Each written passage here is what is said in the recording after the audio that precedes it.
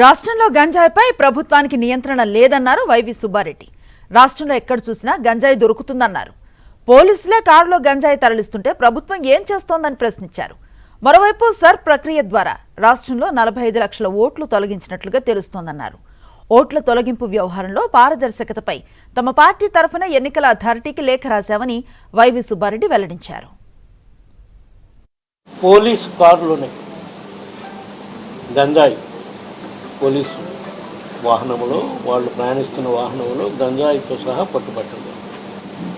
ఈరోజు రాష్ట్రంలో గంజాయి అనేది ఎంత విచ్చలవిడిగా దొరుకుతుందంటే కూటమి ప్రభుత్వం దగ్గరికి వచ్చినాక ప్రతి మరి యువత చెడిపోవటానికి గంజాయి కారణం. ప్రతి టౌన్లో గంజాయి విచ్చలవిడిగా అమ్మే కార్యక్రమం ఈరోజు రాష్ట్రంలో జరిగింది.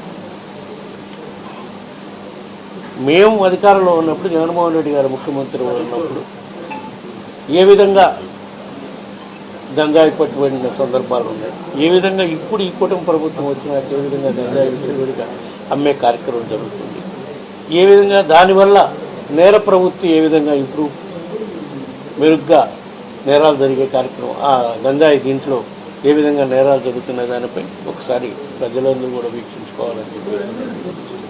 ఎందుకంటే పోలీసు వాహనాల్లోనే గంజాయి ట్రాన్స్పోర్టేషన్ జరుగుతుంటే ఇంకా ప్రభుత్వమే దాన్ని చేస్తున్నట్టు కదా. దానిపై ఏ విధమైన చర్యలు తీసుకుంటారు ప్రభుత్వం చూడాలి. సంఘటన జరిగి 3 రోజులు 4 రోజులు అయింది.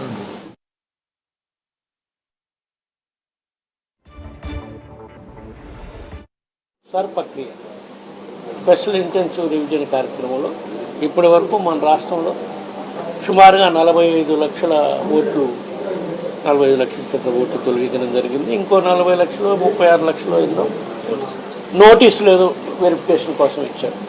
దీనిపై కూడా మేము ప్రత్యేకంగా ఎలక్షన్ కమిషన్ ఢిల్లీలో కూడా రిప్రజెంట్ చేసి ఆ ప్రక్రియ మొత్తం, ఎందుకంటే ఈ మధ్యకాలంలో మనం చూసాం వెస్ట్ బెంగాల్ ఎలక్షన్స్ కానివ్వండి, తమిళనాడులో జరిగిన ఎలక్షన్స్ కానివ్వండి, ఏ విధంగా సర్ ప్రక్రియ ద్వారా ఎన్ని ఓట్లు తొలగించబడి వాటి వల్ల వాళ్ళకి ఏ విధంగా ఓటమి సంభవించిందనే అంశాలు ఉన్నాయి కాబట్టి వాటి మీద కూడా అనుమానాలు ఉన్నాయి కాబట్టి దానిపై సమగ్రంగా మళ్ళా విచారణ జరిపించే విధంగా ప్రతి ఒక్క పౌరుడికి న్యాయం జరిగే విధంగా ఓటు హక్కు ఒకే చాటు ఉండే విధంగా చర్యలు తీసుకోవాలని చెప్పి మళ్ళీ ఎలక్షన్ కమిషన్ కూడా రిప్రజెంట్ చేసే కార్యక్రమం మేము చేస్తాం.